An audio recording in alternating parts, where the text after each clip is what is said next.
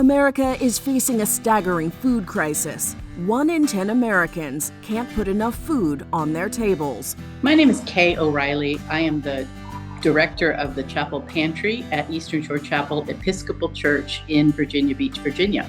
We are seeing at our pantry people who have never been to a food pantry in their lives before. We have doubled the number of people we're seeing since January. We're seeing approximately, on an average, 350 families every week. We're open 3 times a week, and 350 families translates into about 1,200 people every week by individuals. That number is just astronomical. That means people are waiting 2 to 3 hours sometimes to get food from our pantry, to get food. And they're waiting in the sun, they're waiting in the heat, they're waiting in the cold, they're waiting in the rain.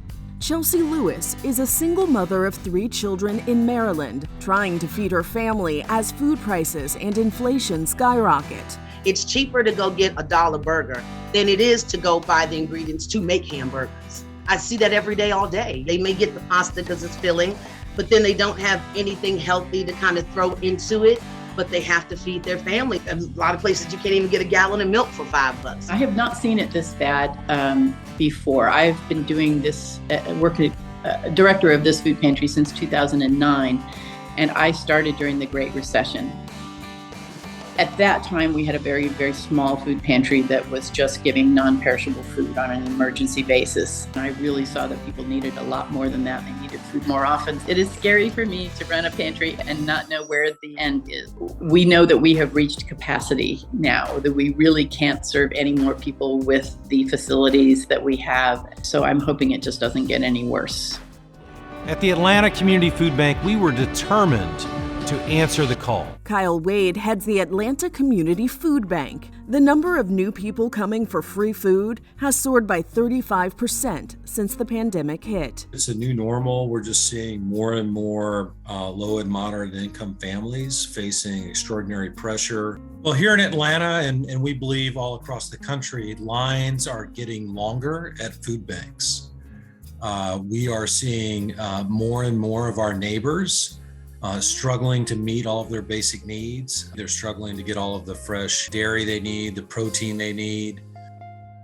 And alongside that, they're struggling with their other bills and basic needs beyond food. So our role at a food bank is to provide them access to as much food as possible, as frequently as possible, so that they just have more resources to navigate this really challenging time. It is an important thing for all of us to remember that it's a mile into the woods, it's a mile back out. The folks who have experienced hardship over the last few years, including in recent months due to inflation, just when things get back to normal, that doesn't mean that they have fully recovered. They've got a long road of recovery ahead of them. And we intend to be with them as they go down that road. On that long road is Chelsea Lewis. The situation I'm in now, it's crazy because even prior to the rising prices, it was still rough. Now that inflation has occurred and we've been dealing with this for several months now, it's been even harder for me. I have a 12-year-old. He loves his cereal, like every kid. I'm having to ask him to ration now. And it's making me feel bad as a parent because I never ever wanted to tell my children, can you slow down on drinking the milk a little bit? Now I'm doing big pots of chicken soup and chili, chicken and rice, things that can last us because of these prices are so outrageous. So that's what it is for me. I'm just, as a mother, I don't want my children to see how hard it is. You know how we do when we're parents. We don't want our kids involved because they're kids. Let them be kids. I'm like, this is the mommy situation. It's a grown-up issue. So that's what I'm doing my best to try to mask what's really going on. It should not be this way. It really shouldn't be this way. It's crazy with this being one of the richest, if not the richest country on the globe. Average working folk, just people who are just trying to take care of their families, having to deal with this. It shouldn't be like this in this country that we're living in. It's ridiculous. It really is. This is Inside Edition Digital.